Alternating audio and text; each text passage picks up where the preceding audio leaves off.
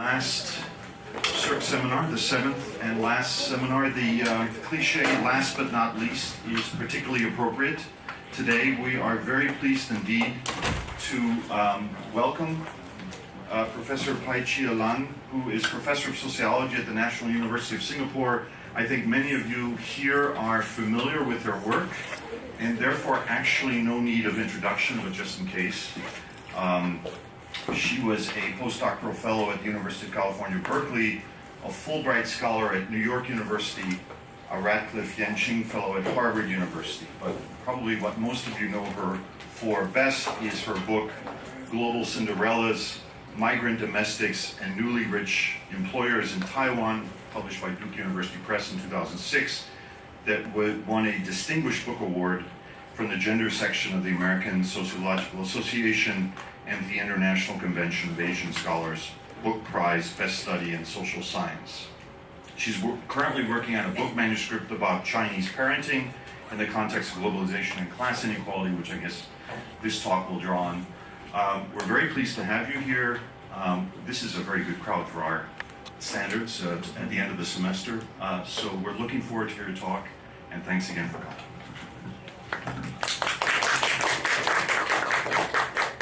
Thank you very much for Mark's generous introduction, and also want to thank Paul and Mark for inviting me over. It's truly a pleasure and honor for me to be here. So,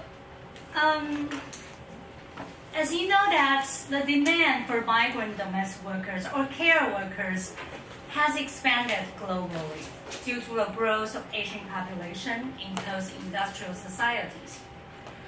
When the host society and host family outsource intimate labor to foreign workers or migrant women, they face a paradox. On the one hand, the ethnic boundary and cultural distance between care recipients and care providers are substantial. On the other hand, these workers are hired to provide labor with physical proximity and a huge amount of emotional labor. Southeast Asian women in particular are often associated with essentialized ethnic features. For example, they are assumed to have a natural inclination to care. Therefore, they are ideal candidates for playing the role of fictive king. However, some employers are also concerned that if they are qualified enough to provide professional care in a cultural context which is not their own. So the question follows, how do different host countries develop various institutional regulation and cultural framework to address such paradox when outsourcing care worker to migrant women? In today's paper, I'm going to extend my previous research on Taiwan to compare with Japan's recent recruitment of migrant care workers. The data was collected while I was a visiting professor at Kyoto University. Taiwan and Japan are comparable cases for a couple of reasons. First of all, both countries are facing a rapidly aging population. As you can see the number here, a quarter of the population in Japan are seniors, and Taiwan is really catching up. In addition, the declining birth rate in both countries, alarmingly declining birth rate in this country, has also intensified the demand for elder care and also the shortage of labor power. The second reason Taiwan and Japan are comparable is because both of the population is relatively ethnically homogeneous. The proportion of foreigners in the country is very low, and also both countries have held a concept of citizenship that is highly based on shared ethnicity. As such, both countries have held strict policies on labor migration. Compared to Hong Kong and Singapore, Taiwan did not open the gate to migrant workers until the beginning of 1991. Japan, until now, still hasn't opened front door to migrant workers. I will talk about they open a few back doors. Until very recently, the Abe government started tossing the idea of recruiting migrant domestic workers in some strategic zones. But the Japanese society in general are not very keen to this idea. So this table shows you the number of foreign workers in Taiwan. As you can see that it started quite late, but the number has really growing rapidly. In particular, workers employed by private households, so-called social welfare workers by the governments, the current number has reached 220,000. So these social welfare workers are contract workers in Taiwan.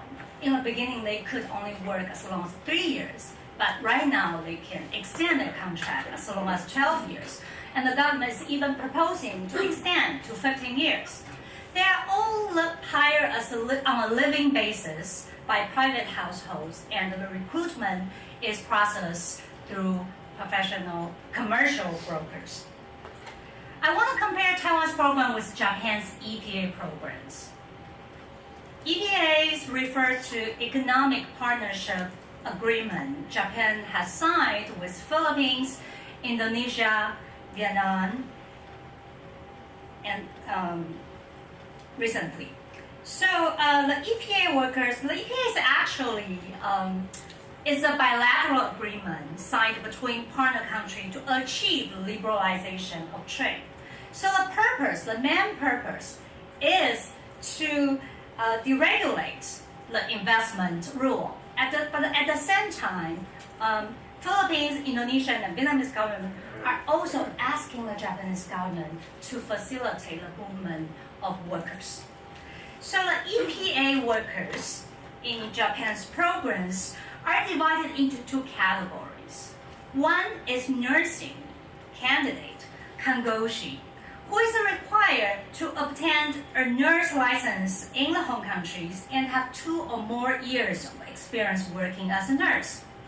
The other is certified care worker candidates, kaigo fukushishi, who needs to have graduated from a nursing college or vocational school, or have obtained a caregiver certificate accredited by the home government. Japan's government has been very cautious in opening the program, so the employment has under very strict quota control. As you can see, the number here is very limited. So these two countries have developed quite divergent ways of recruiting and training migrant care workers. And I wanted to argue that I want to use these two concepts to explain the differences. The first one is migration regime that refers to a multitude of state regulations that promote or discourage the entry and employment of migrants. The other concept is care regime. It describes how care work is embedded in particular institutional regime that organize the public and the private in various patterns. So let's look at Taiwan's case first. Taiwan's migration regime is clearly defined as one based on so-called guest workers. Migrant workers are hired on a contract basis, and they can only stay in the country temporarily. No matter how many years they stay, they are not eligible to permanent residency or naturalization, so which is basically the same as here in Hong Kong. What's interesting about Taiwan's case is the governments actually prefer ethnic differences to ethnic similarity. The reason is actually because the tension between Taiwan and China. So PRC Chinese workers has been excluded from the guest worker program. Only seafarers are allowed to be employed but they could not step their foot on the land of Taiwan. And also, there are discriminatory policies on Chinese spouses. The rationale behind it is because the Chinese workers are too easy to become us. There are no visible physical differences. They could easily fade in the population. So this will pose a very significant contrast to Japan's case I will talk about later. In terms of Taiwan's care regime, it is a familialistic model of care. That means elder care is perceived as a filial duty provided by family members, especially sons and daughters-in-law. As you can see the number here, until now, almost 70% of the seniors prefer to cohabitate with children, and less than 3% consider institutional care as ideal. And there's even stigma attached to it because you are considered to be abandoned by your children. And over 60% of seniors actually resided with adult children, and less than 3% live in care institution. So in my book, Global Cinderella, I have coined the term subcontracting filial piety to describe the situation. Families hire migrant women at home to maintain the facade of three-generational cohabitation. So they could still take care of the parents and living together with them. However, those hand-on duty are outsourced to the living migrant care workers. And this kind of migrant in the family model is actually not peculiar in Taiwan and Asia. Southern Europe, like Spain and Italy, have also used this model to resolve the crisis of elderly care. So I argue that migrant care workers in Taiwan are positioned as deferential surrogates. That means they are hired to play the role of fictive king. However, they are treated as deferential subordinates. And this is very clear in the way they are recruited and trained. So this quote comes from an Indonesian broker I interviewed. He owned a company with 3 local offices in Taiwan and Indonesia. He handled recruitment of 800 migrant care workers into Taiwan each year. During our interview, Mr. Chen bragged about the effectiveness of their training program. Can you imagine what an Indonesian worker looks like when she first arrives? She wears slippers and carries a plastic bag, not even a handbag. Inside the bag are only underwear and maybe 20,000 rupiah in her pockets. Then she says she wants to go to Taiwan. She wasn't like that at registration, but we trained her. Now she knows how to dress. She knows sanitation. She speaks Chinese and she can do things. This is not an easy job. So, recruiter like Mr. Chen boldly discredited Indonesian as being backward and uncivilized. Meanwhile, he emphasized that ideal worker could only be found in rural areas. The poorer, the better, is his golden rule of recruitment. He purposely seek out this kind of labor power because they wanted to facilitate labor control in the guest worker system and supply employer with a pool of inexperienced and submissive workers. Recruitment agency also produce docile workers through a careful screening process. They tend to exclude applicants who look too smart and seemingly have a strong character. They do not prefer those who have worked overseas before, or even those of Chinese descent. A familiarity with local society and language is considered not an advantage for job performance, but a barrier to labor control. One recruiter explained this, saying, quote, "If they know Chinese, they will ask people to compare with others. If they have local connection, they run away," unquote. So, because they purposively hire rural women and inexperienced workers, training becomes a very important mechanism to transform these workers. As you can see in the photo, after being recruited by sponsors, prospective migrants are sent to a living training program in Indonesia. In general, a migrant worker stay in a program for a period of 2 or 3 months, but I know people who have stayed there for as long as 6 months. In the center I visited, there were 450 prospective migrant workers. The living space was very crowded. 15 to 20 people share a room. All the trainees had to wake up at 4 a.m. and go to bed at 10 p.m. They had classes from Monday to Saturday, only Sunday off, but they could not go out. Only visitors were allowed. At night, they were locked in the building, often suffered from hunger because of insufficient portion was provided for dinner. So let's look at what they learned at the training curriculum. So here is a breakdown of an example. As you can see, a large proportion of the training courses focus on housework and care work. Even though many of these women have experience of taking care of their own children, their style of child rearing or elderly cares are considered outdated, insanitary, unmodern. Therefore, they have to learn the expert-approved modern way of care work.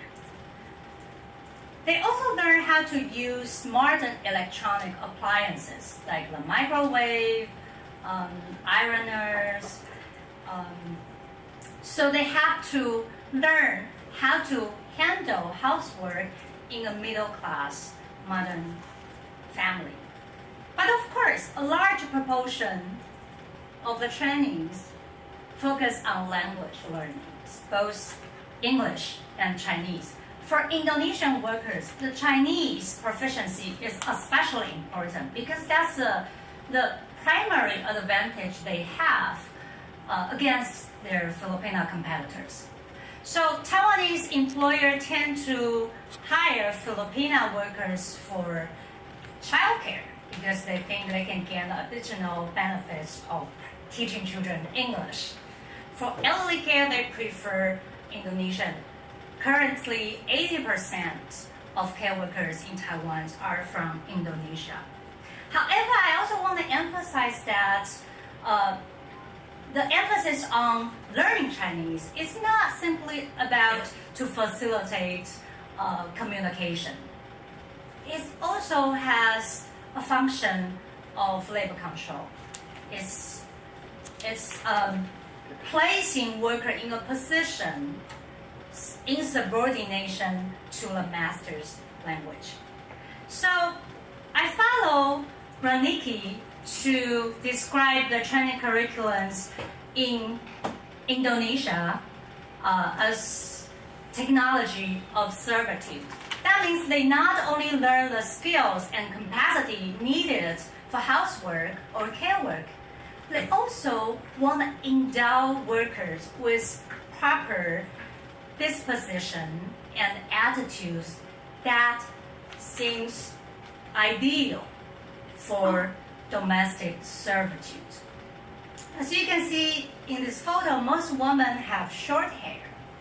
Actually, they are asked to cut their long hair off because the androgynous look de-emphasize their feminine look and dissociate them from the sexual implication in an intimate work setting. Many Indonesian women I know recall a saddening moment they had to cut their long hair off because long hair is considered a very important symbol of heterosexual femininity. So, how do workers respond to the enforced position of deferential surrogates. Some workers do question the status hierarchy and even identify themselves as class peers of Taiwanese employers.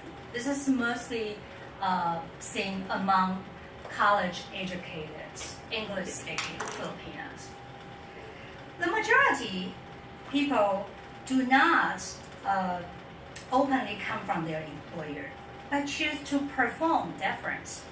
For example, Trina, a 29-year-old Filipino who had previously worked in Singapore prior to Taiwan, explained to me that deferential performance was actually a means for the worker to control their employers. Quote, if you are experienced, you know how to control them.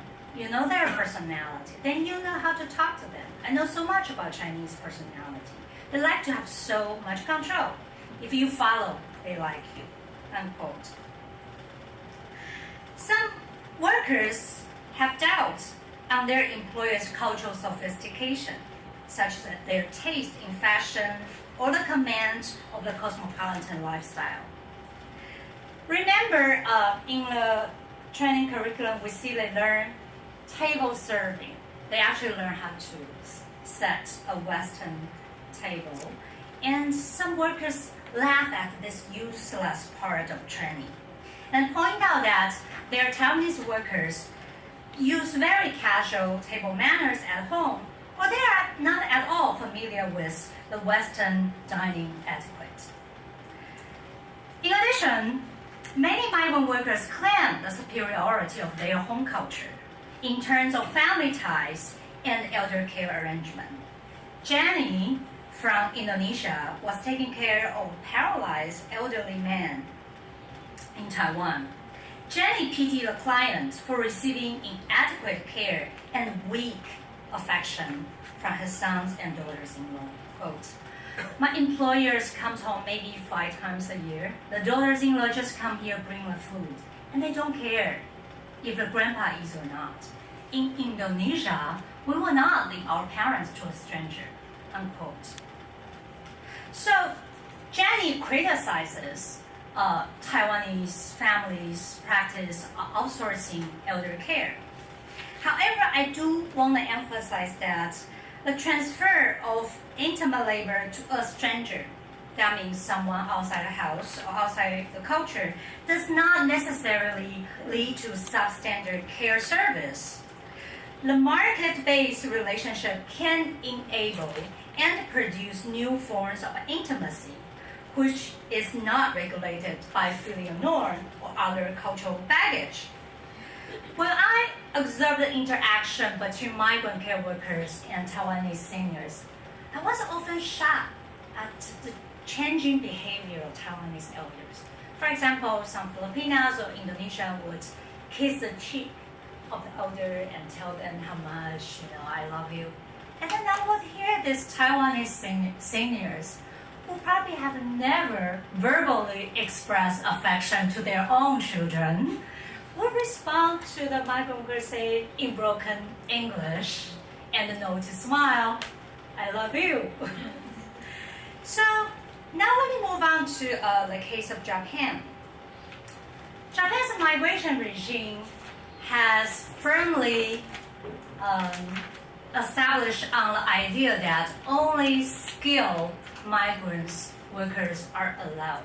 However, there have been some backdoor. For example, Chennai factory can hire foreign workers in the name of Chennai, not workers. So they are working in the factory for a temporary period. And also, Japan has opened the door to Nikkei, that is ethnic Japanese, Brazilian, and Peruvians, to work in Japan to solve the labor shortage in the country.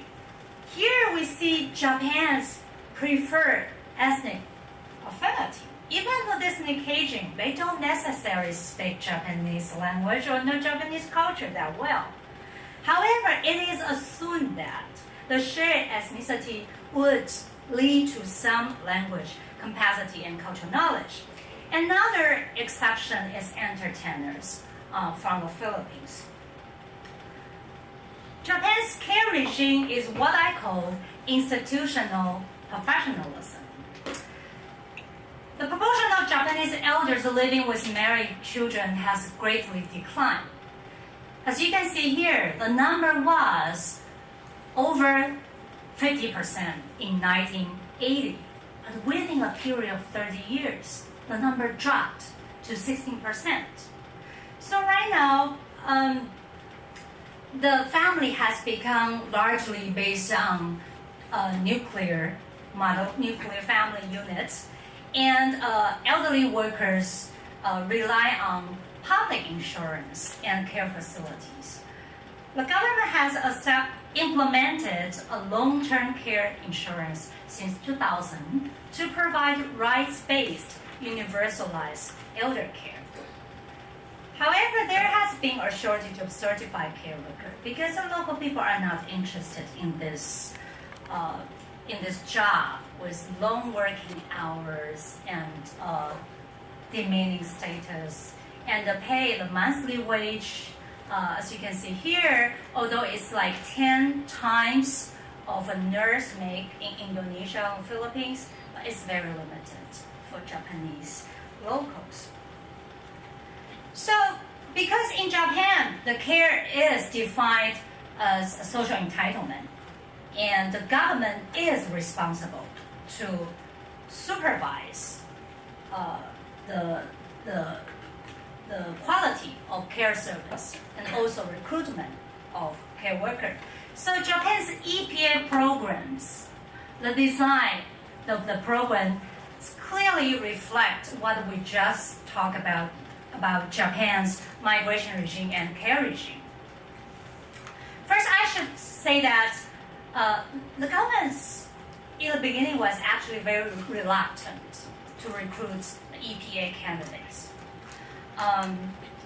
They denied the shortage of care workers, and so the recruitment of EPA workers is really as a component of the whole EPA agreement. But they insist that they would only hire EPA candidates. That means they are not workers.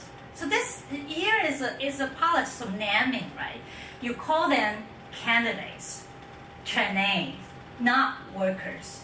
As such, you still maintain without challenge the existing migration regime of recruiting only skilled foreigners. These EPA candidates, no matter nurses or caregivers, they are employed only by institution, that is hospitals or care facilities, not private households. And because the government is supposed to be responsible for the whole process, the hiring is mediated through a system of state-to-state direct hiring. No commercial brokers are involved. And the training programs are also sponsored by the government. Japan's government designated a semi-official institution called JICWEL to design and supervise the whole training process. The training process is very expensive in the case of Japan. Let's look at the breakdown of the training curriculums for the EPA nursing and care worker candidates. Japanese government paid the candidates travel, accommodation, and daily expenses during their intensive training program. The employers were responsible for the tuition of training courses. So the recruitment and training for each candidate cost as much as 600,000 yen. The EPA workers I talked to recalled the luxury of the lodging during the training period. Quote, it was like a hotel, unquote. Each candidate was offered 24 hours air-conditioned single room with TV and computer. They studied from 9 to 5 during the week while being served with 3 prepared meals and have access to party room and sports center in the dormitory.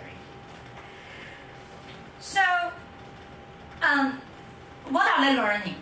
As you can see here, a large proportion of it is focused on learning Japanese language.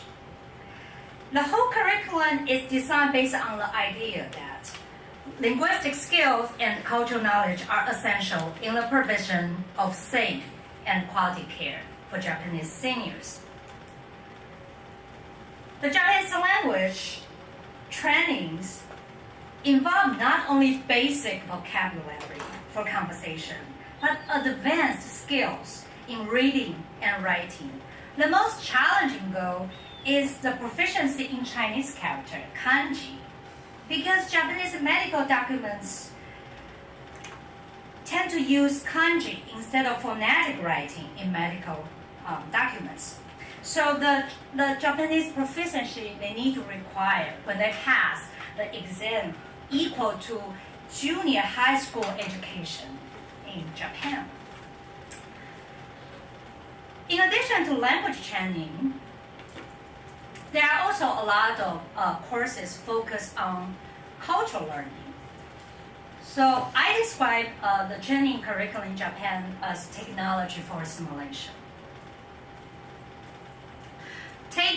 Taking a training manual as example, the candidates, EPA candidates must learn how to assist Japanese seniors with toileting.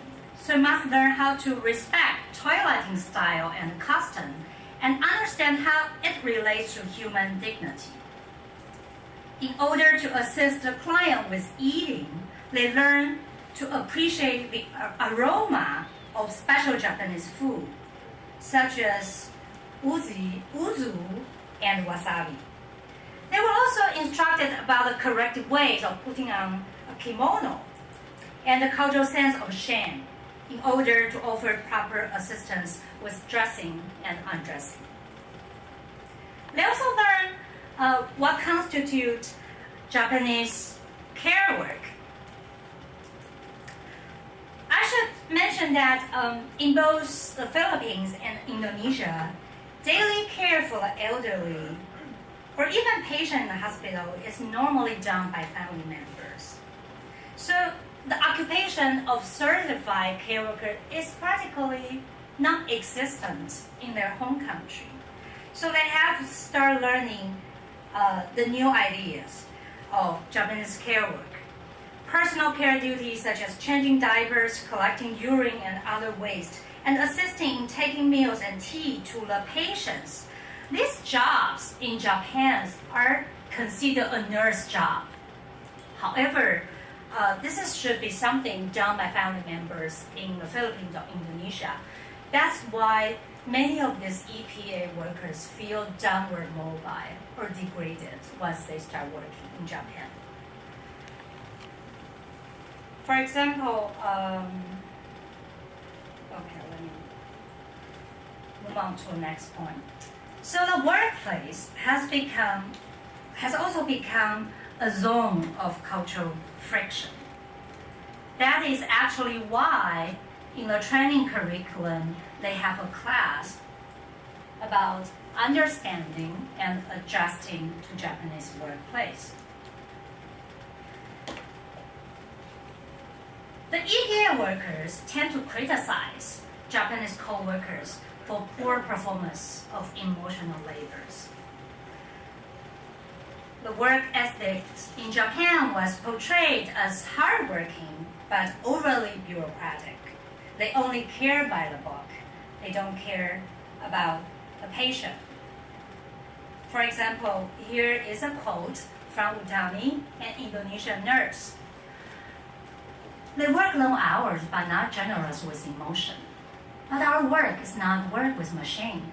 We work with humans. So I think touching and eye contact are really important. Japanese elders are like Indonesian and Filipino care workers because we are more emotional or cheerful. Not like Japanese workers. They are like robots. So, as you can see here, the migrant workers actually use the essentializing narrative of ethnic differences as a way to a sort of affective capital to emphasize that they are more cheerful, they are more emotional, so they provide better care. However, this kind of rhetoric is double-edged sword for migrant workers because it reduces their care skill to some sort of national endowment or innate proclivity.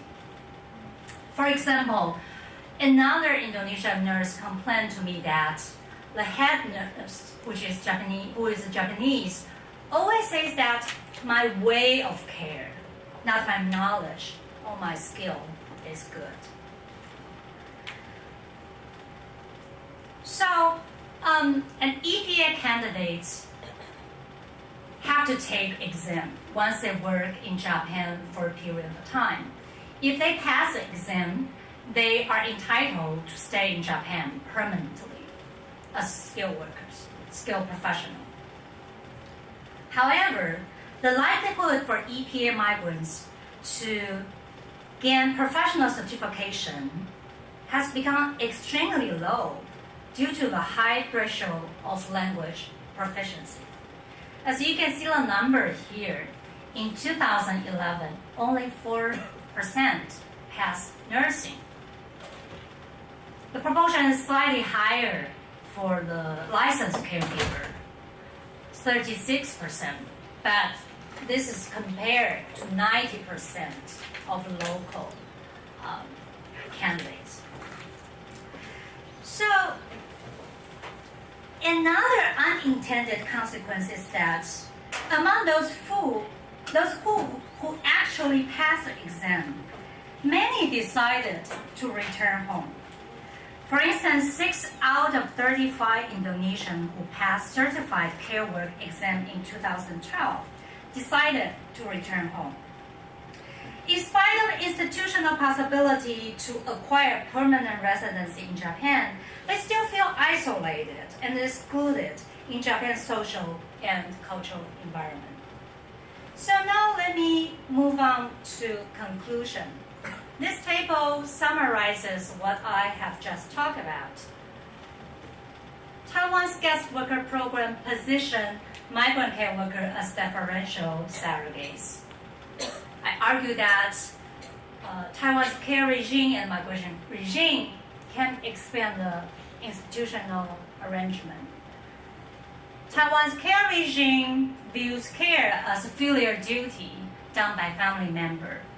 That explains why migrant care workers are mostly hired and live in private households.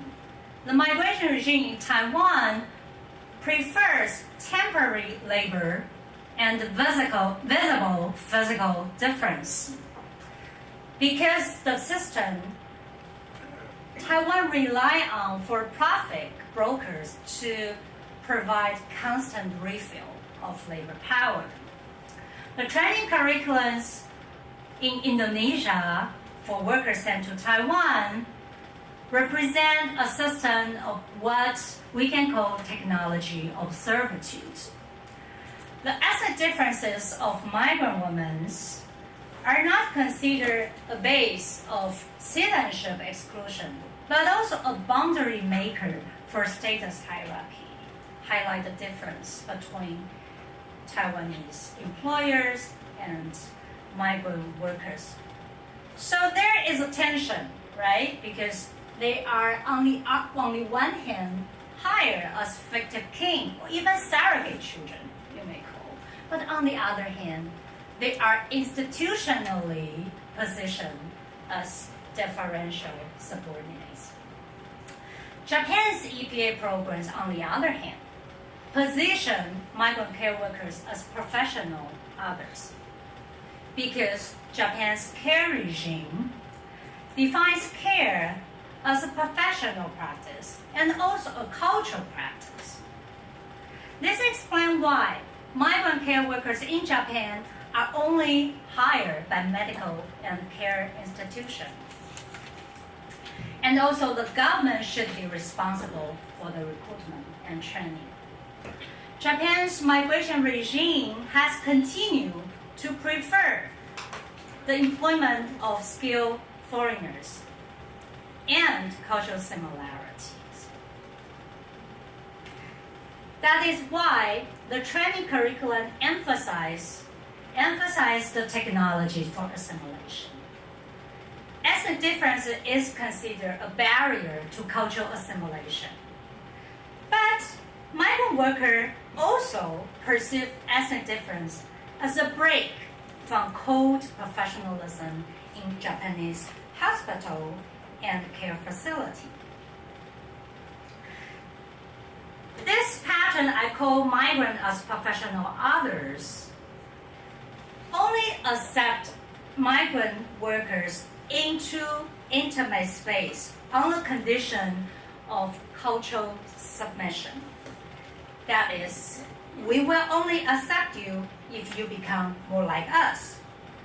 They may even earn a ticket to permanent residency after passing the exams on cultural competence and professional certification. Nevertheless, the pass rate of the exam has been so low. That is because the evaluation of skill is largely embedded on local language and culture. So the EPA program has actually become a de facto guest worker program, and the professionalism has turned into a mechanism of exclusion. All right, I'll stop here. Thank you very much. So we have plenty of time for questions. I'm sure there will be many. Don't hold back. I would like to say that is a beautiful example of a comparative case study, because they seem like similar cases, but they're so different. But my question is a broader one. Taiwanese farmers, I know, go abroad very often for wives. And Japanese executives and maybe farmers as well. So I wonder if you could comment on this gender practice of countries that have individuals importing wives. Right. And secondly, I don't want to put this wrongly, but given the skills they acquire and the deference they show, these women are excellent candidates also for someone's wife. Mm-hmm. So how is that policed at all? I mean, is there any kind of surveillance of personal relationships? Is it possible to kind of sneak out of being a carer and become a informer, or how is that all policed? Is my question. Right. Very good question. Marriage migrants or foreign brides. In Taiwan and also in Japan, remember I was talking about Japan has been hiring Filipinas for entertainers. So actually many of these Filipinas retire from the occupation by getting married to Japanese. And they are actually a major source of care workers in Japan now. Remember, the EPA candidate workers is actually very limited. So the serious shortage of caregivers in Japan is largely dependent on this migrant woman, retired Filipina entertainers.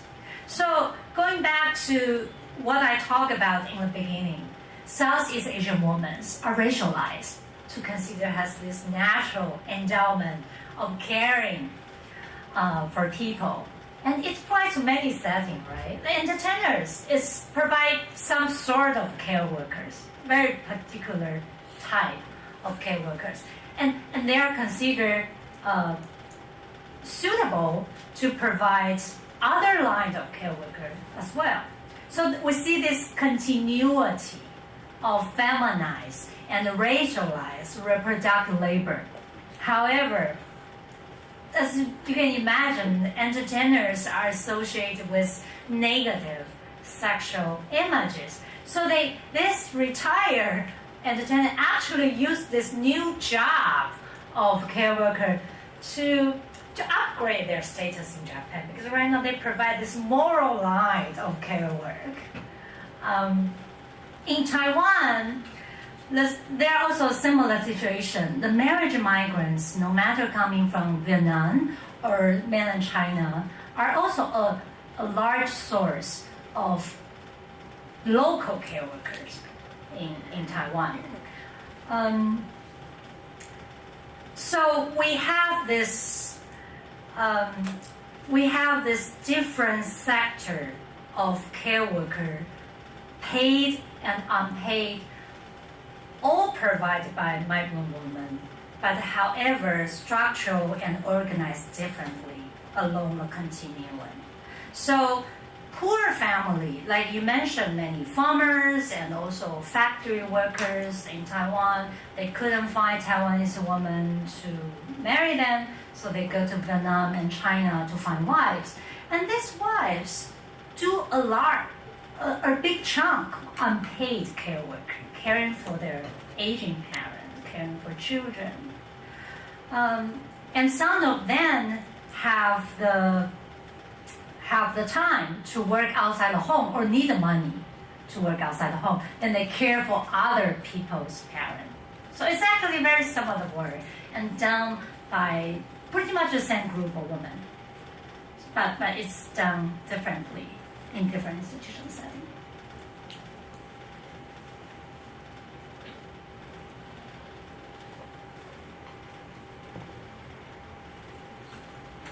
Thanks for that very interesting presentation. I was interested in either of the cases, given the close context in which migrant workers are trained. I was interested if you found a continuation of the relationships that migrant workers developed in those training contexts once they entered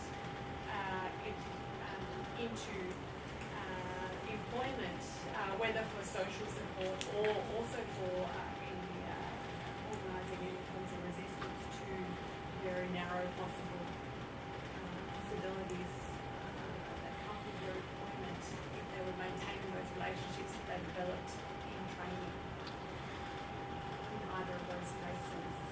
I'm sorry.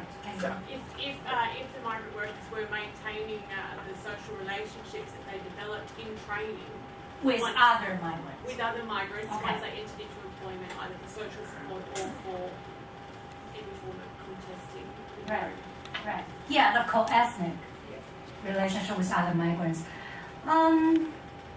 Yes, they do, but they do not necessarily. They are not necessarily, where they are sent to different parts of Taiwan, so they do not necessarily get to meet with those classmates they have at training center. And the training center is actually not just for workers going to Taiwan. It's also work going to Singapore and Hong Kong. So their trajectory of migration could vary. But of course, some do maintain connection if they're lucky enough to live close by. Yeah.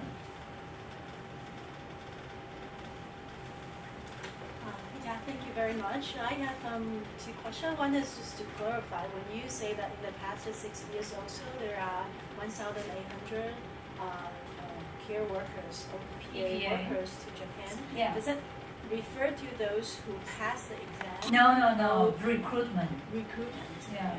So my second question is, I thought that, before the talk, I thought that perhaps you are going to argue that the EPA work regime is more superior than the deferral surrogation one.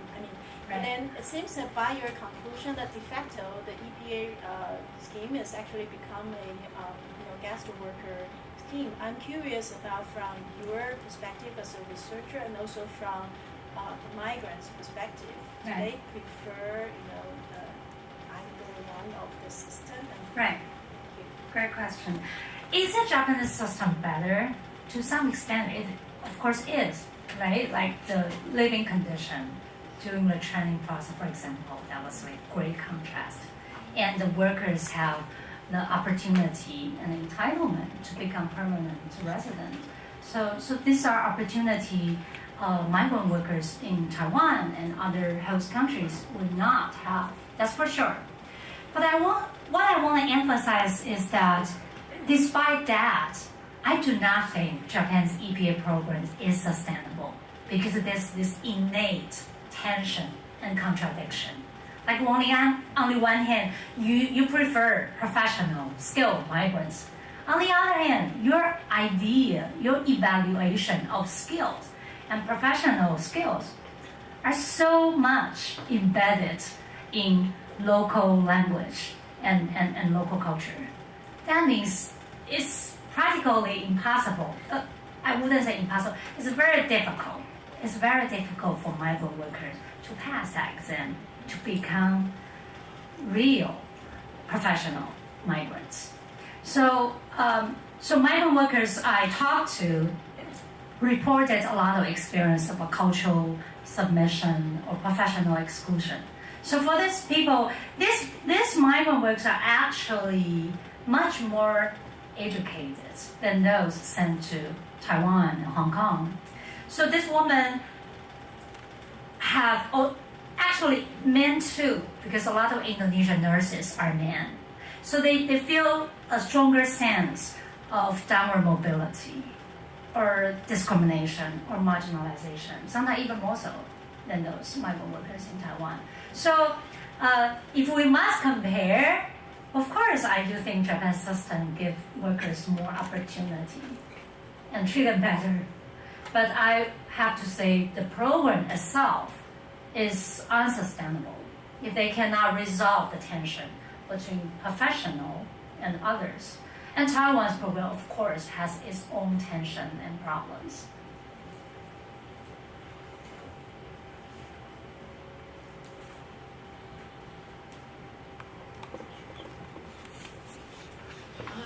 Yeah, talking about the EPA program being unsustainable, actually I have some conversations with the local trade unions in Japan about their care work and the EPA program. They said the same thing. They admitted that this program is too expensive and is not bringing in workers to help them to take care of the care services. So the present Prime Minister Abe is considering some pilot programs. Yes. To hire migrant domestic workers. So they are no longer called caregivers or care workers, but they will, or trainee or candidate, but so they will be called domestic workers.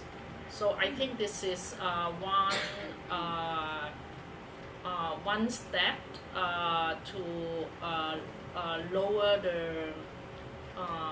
the qualifications and also the conditions to be provided by the state. But this is still being debated, and Yes. and the local trade unions feel that since the aging population is getting really very critical, and they do need foreign workers to help them to address this need, and so they are also inclined to accept it, but they are also studying what kind of framework they should use to balance making it cheaper, affordable, sustainable, so as sustainable, but at the same time to have quality workers who know their culture. And yeah, so I don't know whether you have information or study on this trend in Japan.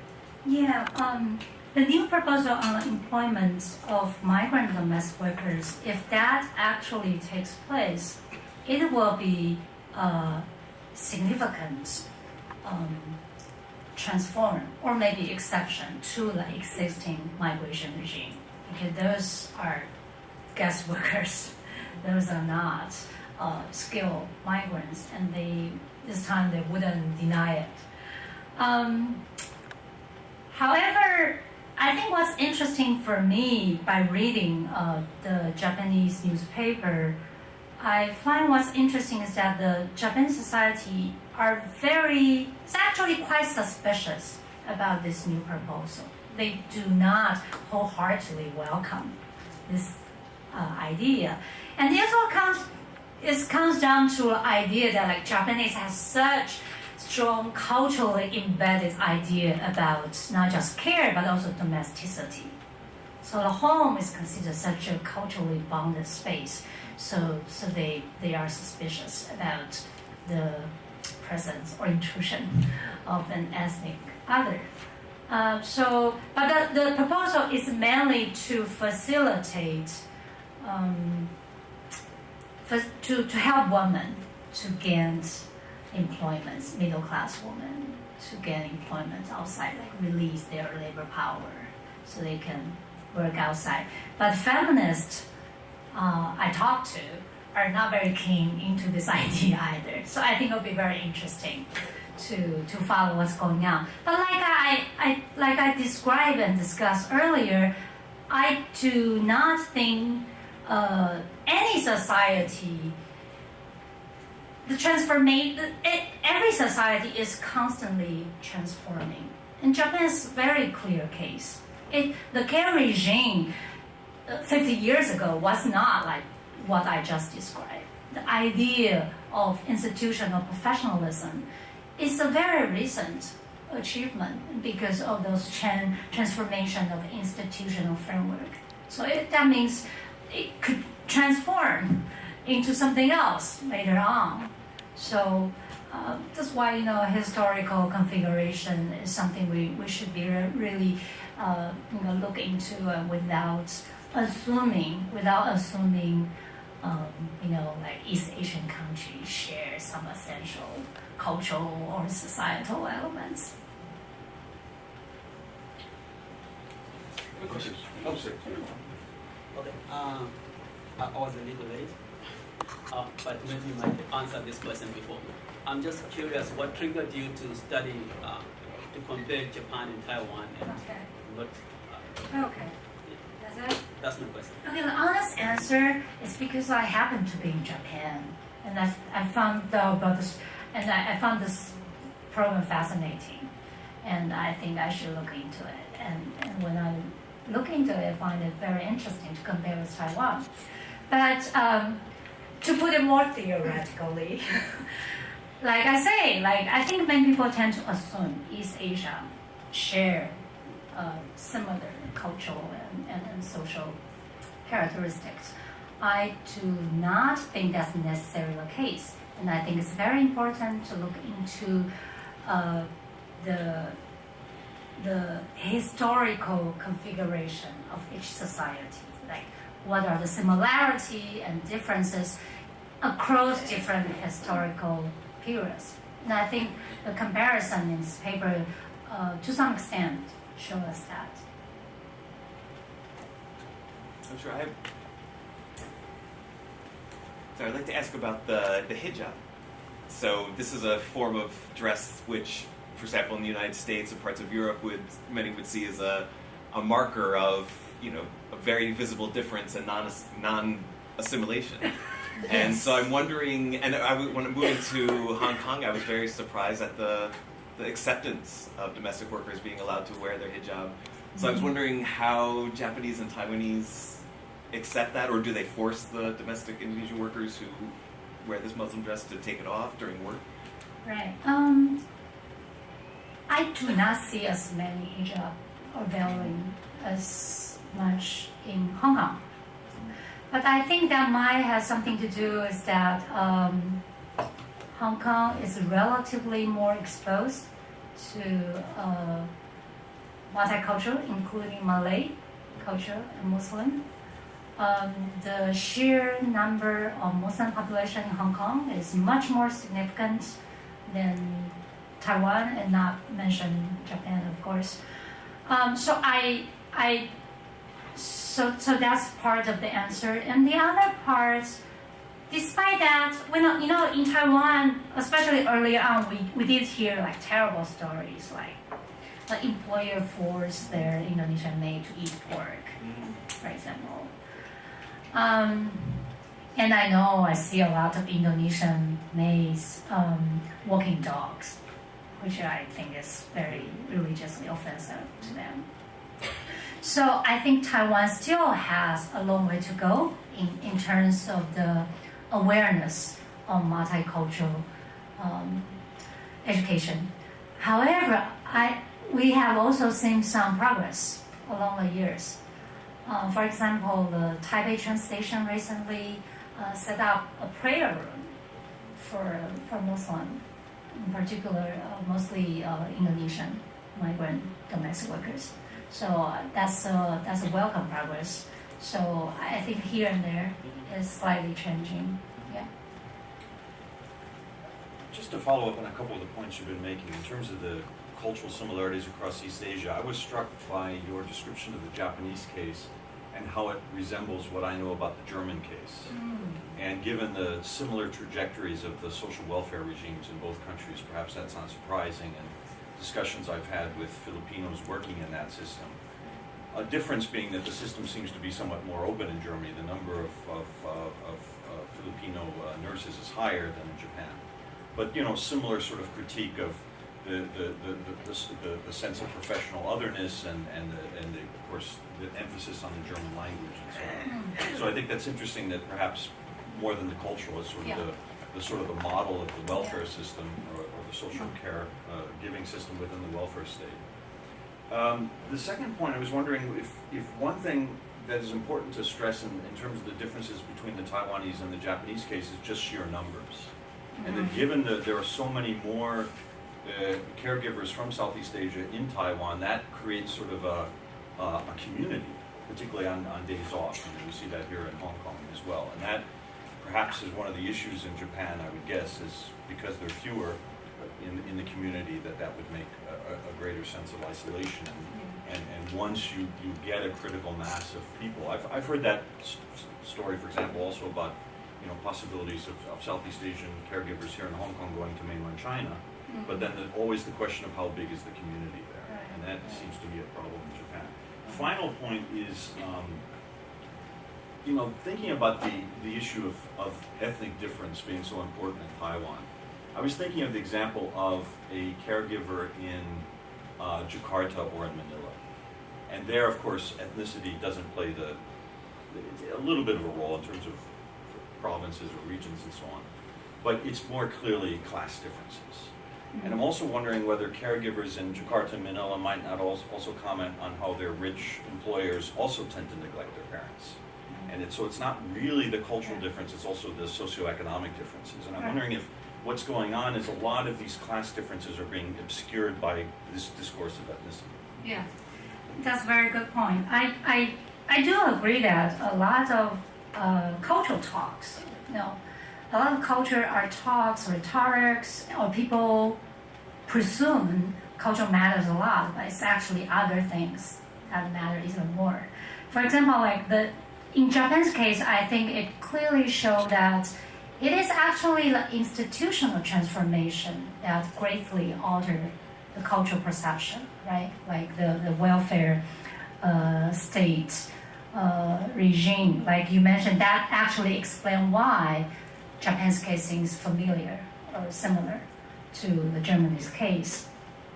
And in Taiwan's case, the emphasis on ethnic or physical differences is not something to do with culture, right? It's actually a very incidental or historical factor because Taiwan's relationship with China. So that's why we want someone who looks so different from us. Because there are some people who look very much like us and we don't really get along that well politically. So, but what's interesting is the idea of culture is so powerful, and people tend to perceive that as something essentialized, static, and explain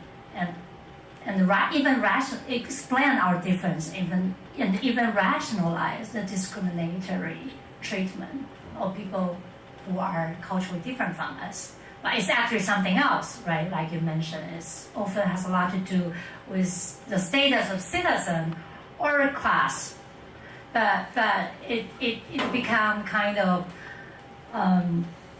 obscure by the cultural narrative. Yeah, good point.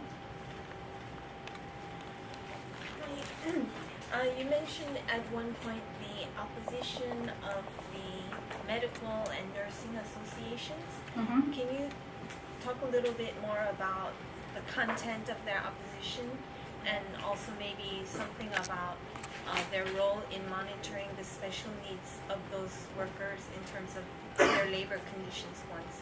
Yeah, thank you for the question. I did miss this part during presentation.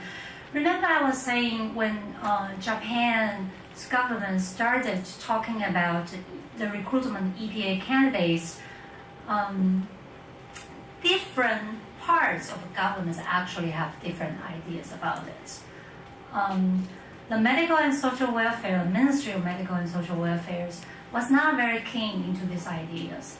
And part because they receive opposition from professional associations, including nursing association, medical workers unions. Of course, these unions and professional associations are worried that the recruitment of foreign workers might downgrade their working condition and salary in particular.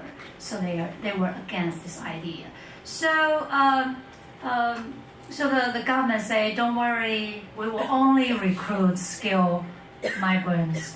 We will only allow them to stay after they pass the certificate exam. So the opposition from this professional association is part of the reason why they design the whole system into this, right? So it's like multiple factors.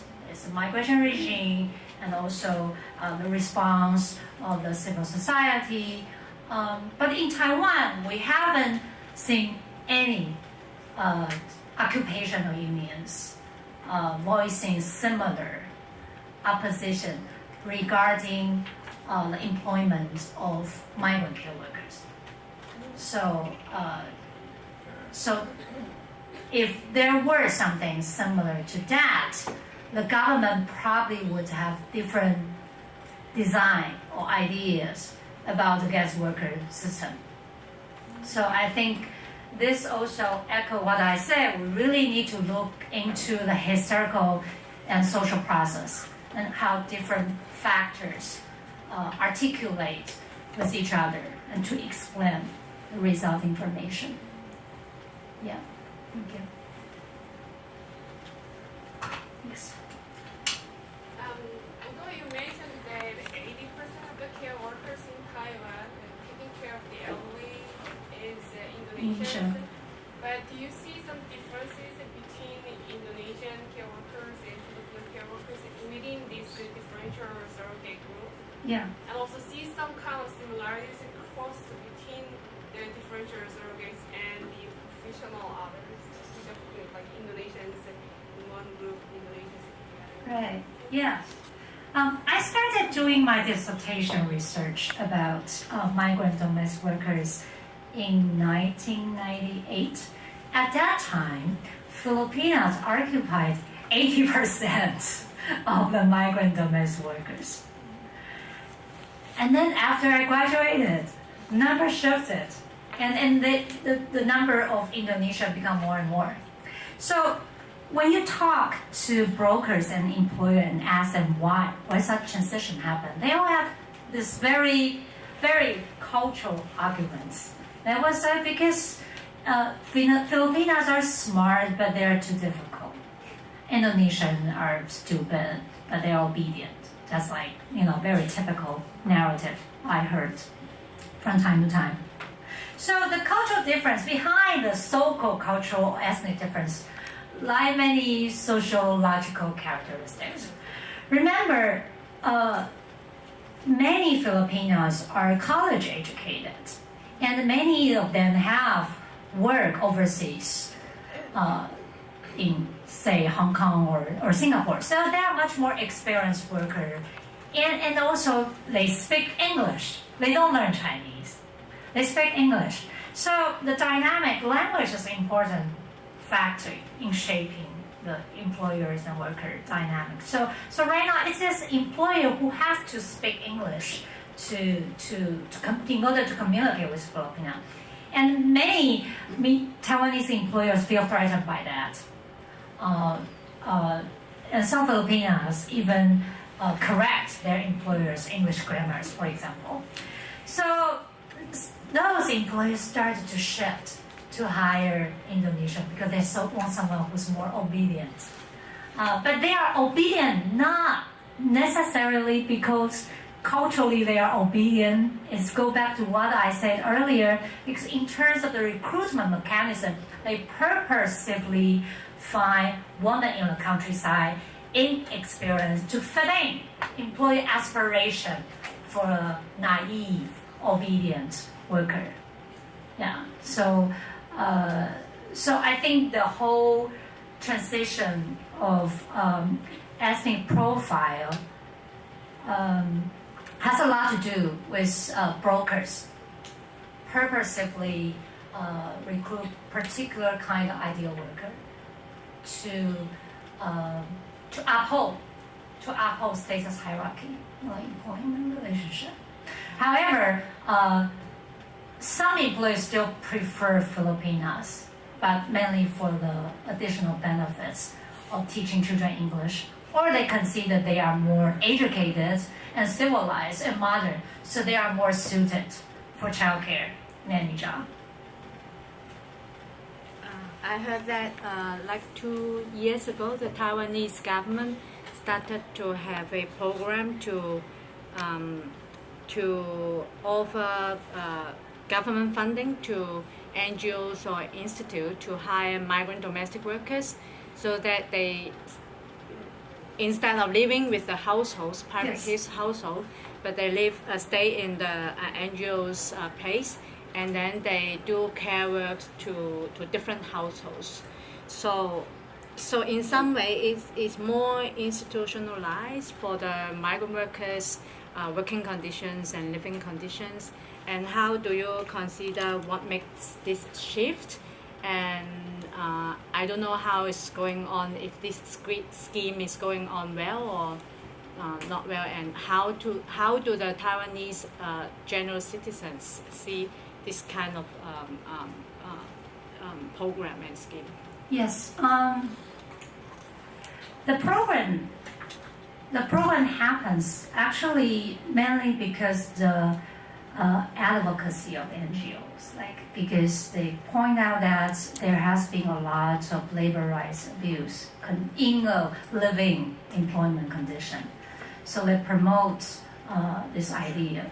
So this program is still very, it's a pilot program, so the scale is very limited. As far as I know, the main problem is, first of all, I should say, personally, I think it's much better arrangements for the migrant workers. And it could be also for the employers too, because not every employer wants someone to live in their house or needs 24-hour service, right? However, I think what's happening in this pilot program is that it's too expensive. Because it's actually, right now the pilot program is actually, you have to pair migrant workers and the local workers. So they send the local care worker to do duties, jobs related more with language communication, like accompany the patient to the hospital, for example. So the local workers are expensive. So it's add up the expenses. So I know a family has to pay probably 3 times of what they pay to hire a living migrant worker. So it decreases the incentive for employer to go through this line. So the problem is really because this right now is so cheap from the employer's perspective, so cheap and so flexible to hire a living migrant worker. So unless we have requested a substantial institutional transform. Otherwise, it's very difficult for this pilot program to expand. Although personally, I think that's a great idea.